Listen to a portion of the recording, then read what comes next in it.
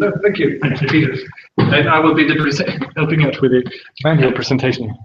Okay, good afternoon. It's a delight to be here this afternoon. I have two hats this afternoon, as it were, representing both Findwise and K-Connect. I'm going to be talking about K-Connect and its multilingual semantic search services. I'll start talking briefly about Findwise and how we got to be involved in K-Connect.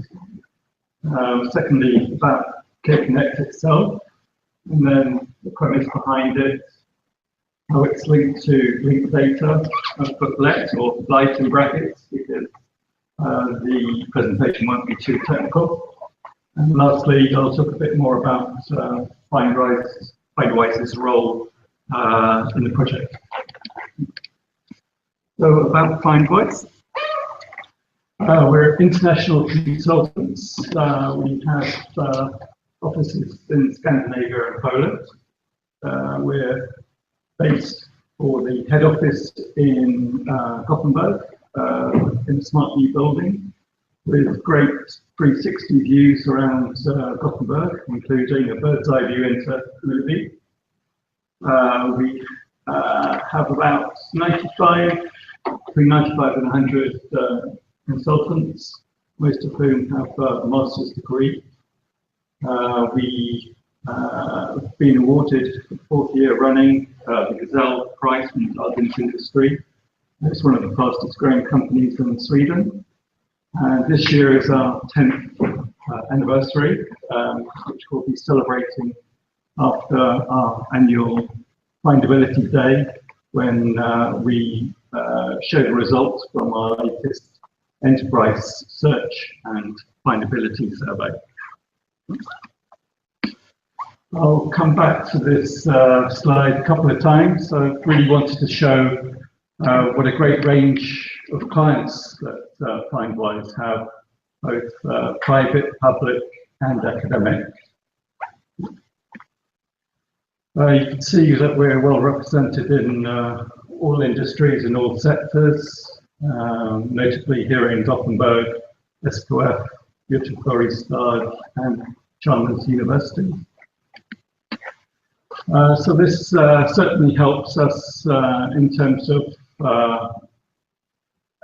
developing our solutions, further using a triple helix of private, public, and academic organizations.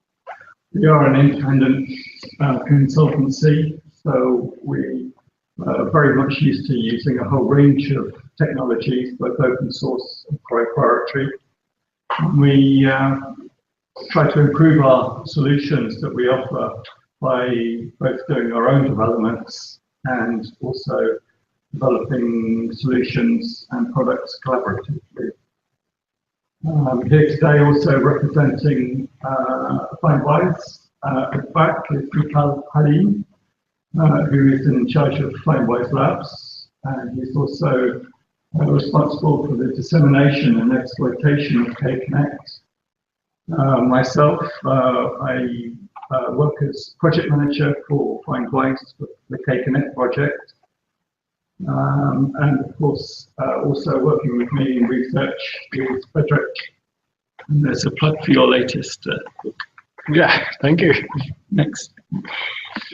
So these are basically Findwise partners in technology. Most recently is IBM Watson and VirtualWorks. Okay, next one. So as to Findwise confidence, our main bread and butter, as it were, is search and search-driven solutions.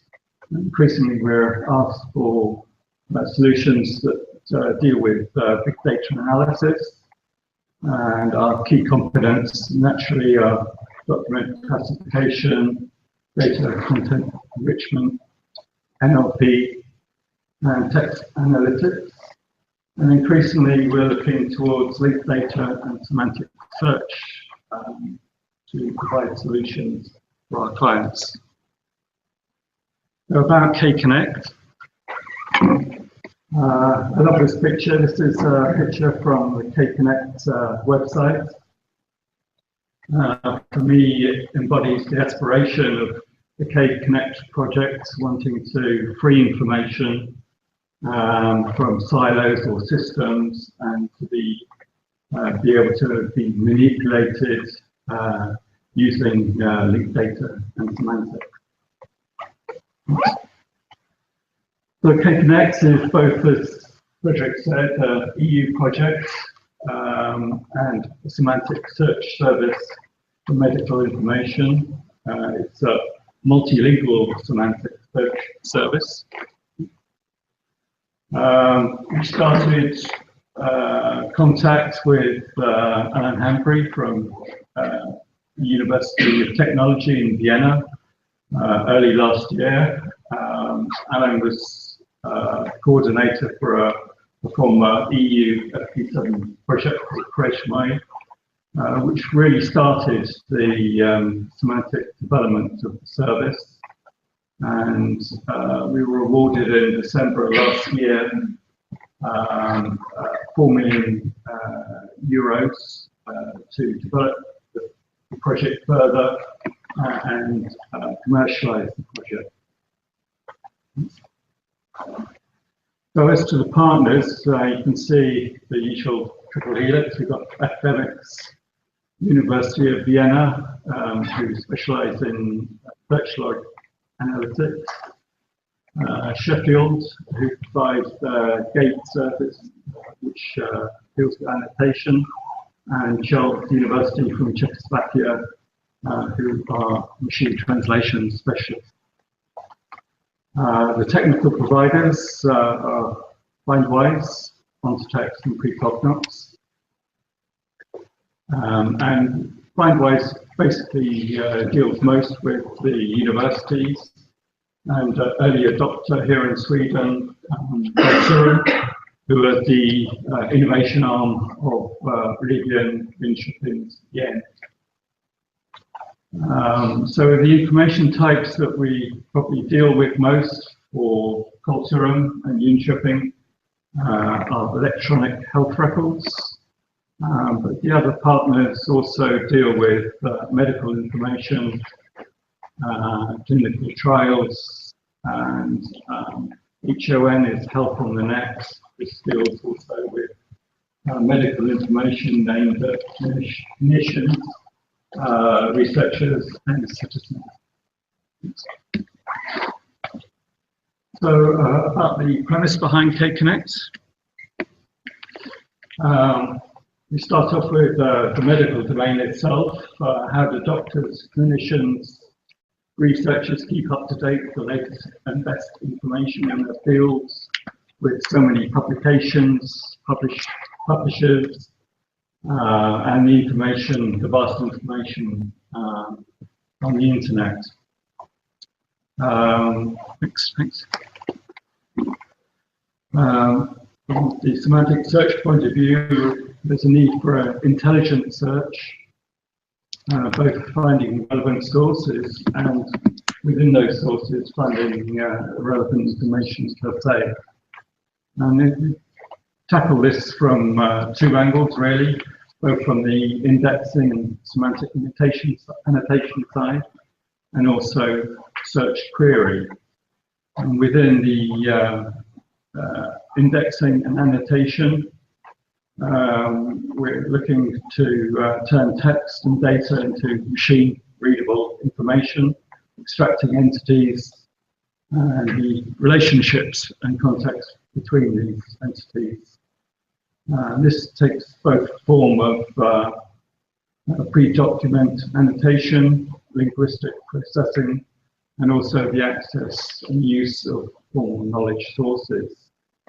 And on the search query side, we're looking for the intelligent comprehension of the query, being able to better pinpoint information. And lastly, from the multilingual point of view, obviously a lot of information is published in English, but by no means all amounts. With 23 official European languages, This is a big pull for the EU in that we could provide different languages. And so this is very important. Say, for example, here in Sweden, you all speak excellent English, but sometimes the formulation of queries is still easier to do in your mother tongue. Another advantage was also that it's very expensive to create multilingual solutions. Okay, as to K-Connect and linked data. K-Connect uses a very large medical knowledge base.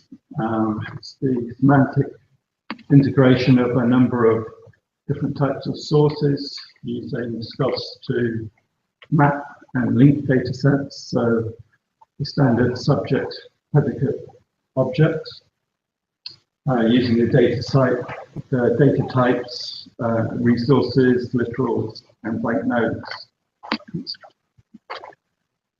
So the knowledge base that K-Connect has developed and still developing contains some 1.2 billion RDF statements. Some of the data sources are UMLS from United States, Drug Bank, Lablet, Evipedia, and GeoNames. And so the concepts between these data sets are mapped using SCOS.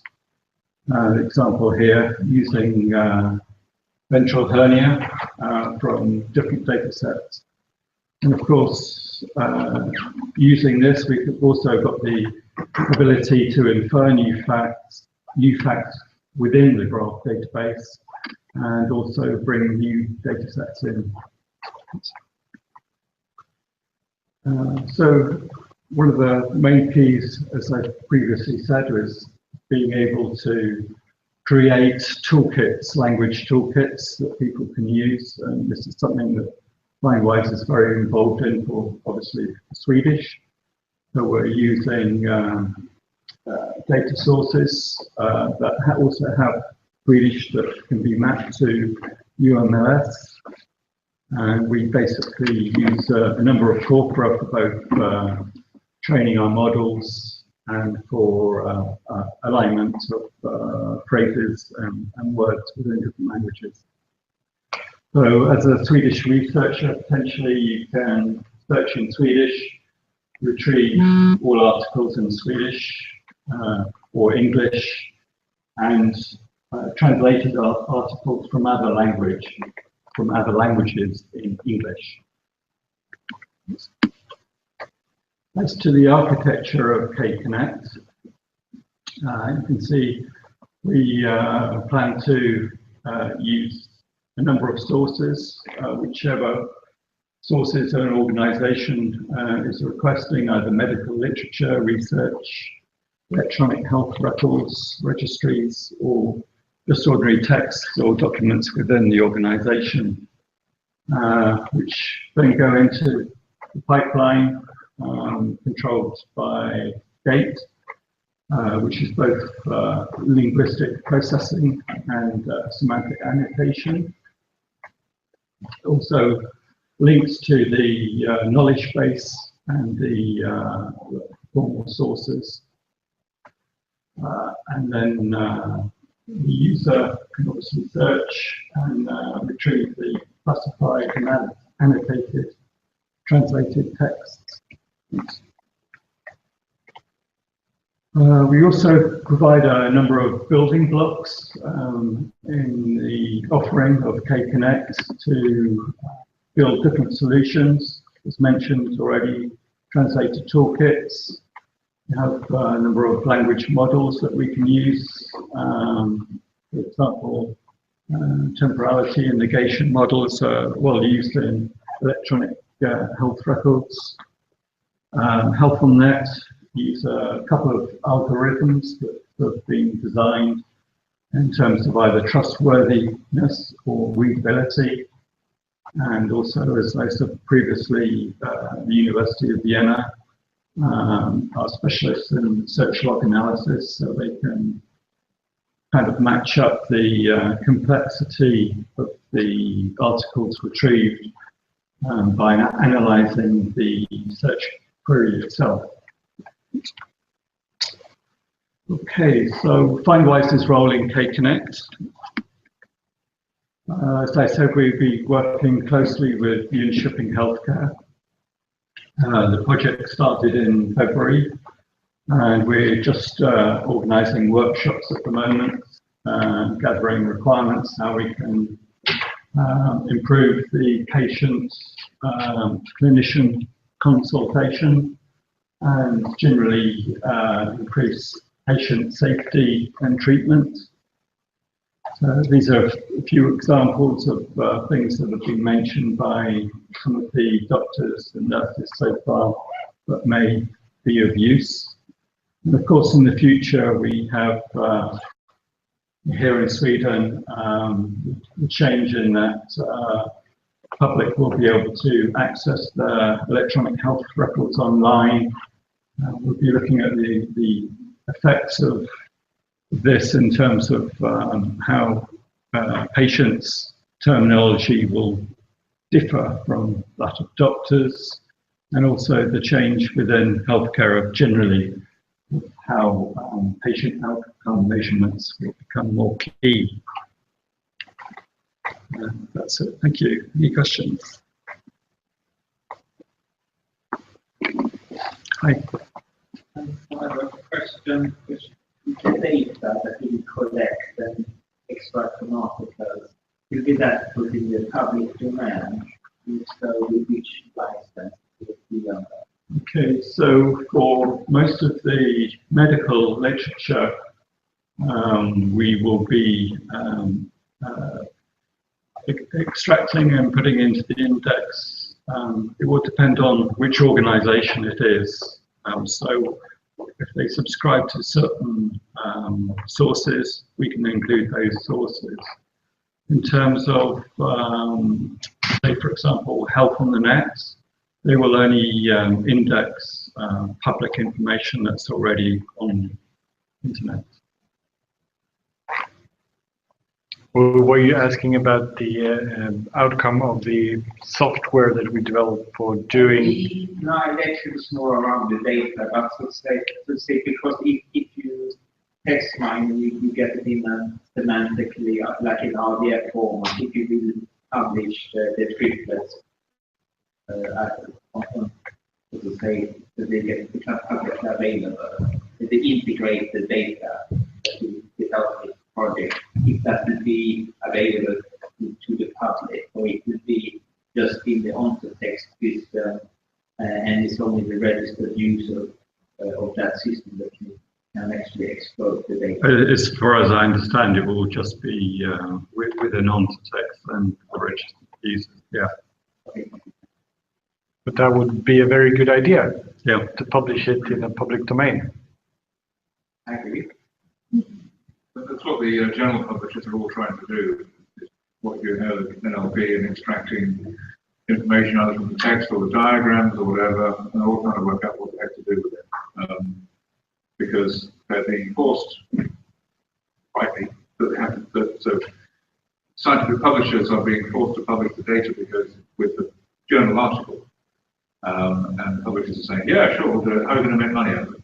Are we supposed to host these petabytes of data and give them away for free? And how are we going to make a living out of it? So, which my answer is, well, you do the kind of extraction you're doing, and you provide free metadata, which means you sell more articles. True. It's a hard sell. Yeah. Most of tell me where the door is. Yeah. Thank you. Okay. Thank you.